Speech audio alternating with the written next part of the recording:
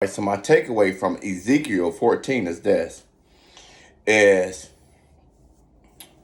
is instructing us ahead of the judgment. It's instructing us to be prayerful, right? We have to be in constant contact with the Most High. We got to be in constant contact with God, right? We got to be in constant contact with the God force, okay? The God source, okay? And so, like Daniel had a faith that was unshakable because Daniel had a conviction on him that he, even when they forbid it by law to pray, that his relationship with God came first and foremost, that he had a commitment, a relationship with God that went beyond, right, as you can imagine, right, just the ritualistic of the, I'm going to call you only when I need you. I'm going to call you only when it's convenient. I'm going to only have it one-sided. That he sought, he was seeking God, all right? He was seeking God. So as I can imagine, that's most likely the reason why they made mention to the fact that he prayed 3 times. What comes to mind is our Muslim brothers and sisters who have that structure and consistency with praying throughout your day. We should be praying throughout our day. We should be in constant contact with God throughout our day. Not just in the morning, not at night. How about the midday? When that person's getting on your nerves, when that person don't cut you off, when that person don't call you everything but a child of God. How about then? How about in that moment to sustain you? Okay, one. We're going to move on to Job. Is that we have to understand that bad things are going to happen. And although bad things may happen, we have to understand that we can't blame God for every bad thing that happens. That, like God said to Job, right? He low-key had to check Job. You see what I'm saying? See what I'm saying? That if you can do my job better than me, and I'm the God who created all this, then have at it. But what I'm telling you is that the way that the system is, the way that it is designed, is that not everything that's coming at you is for the bad. It's not to tear you down. It's not to destroy you. It's not to break. It's not to draw you close away from me, but rather it's to draw you closer to me. And that's what happened. Job's wife, the story of Job, for those who don't understand, is that even his wife, his friends, his wife even whispered in his ear and said, just curse him. Just curse God. And and just be done with it. So Job represents this.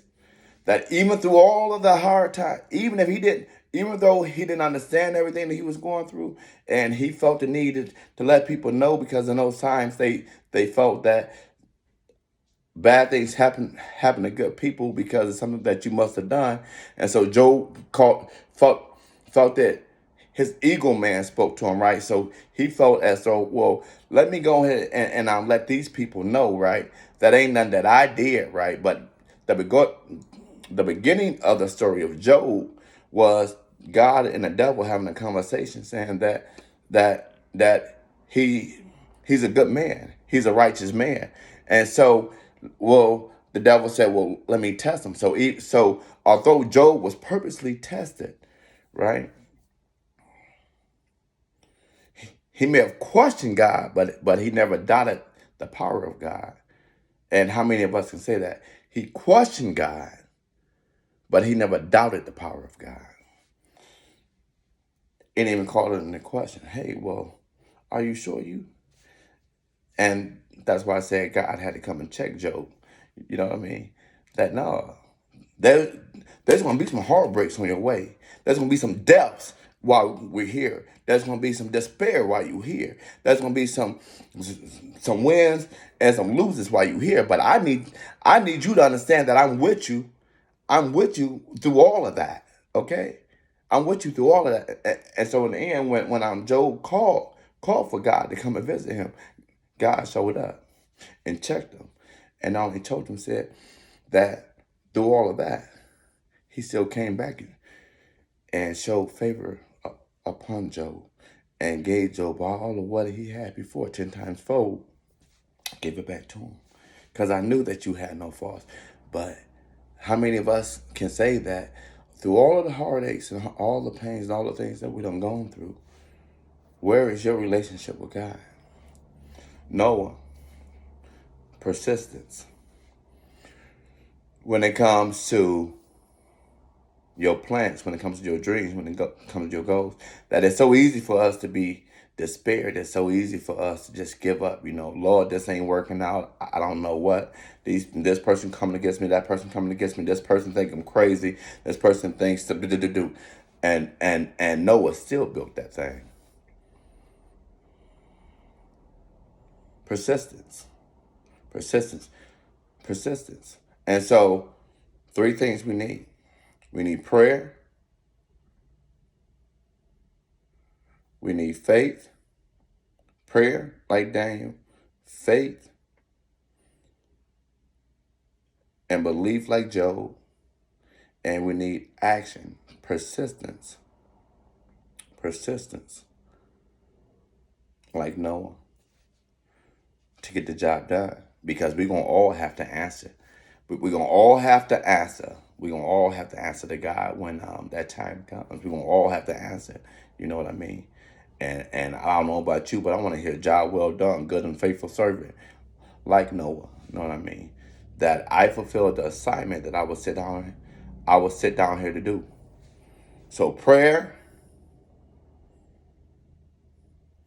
faith, and action. And I believe that's why in Ezekiel 14, God repeatedly said that the righteousness,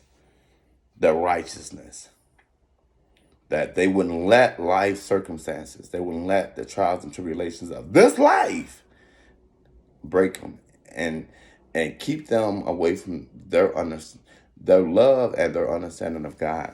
I hope, I pray that somebody receives something from this message. Prayer, faith, and action. God bless.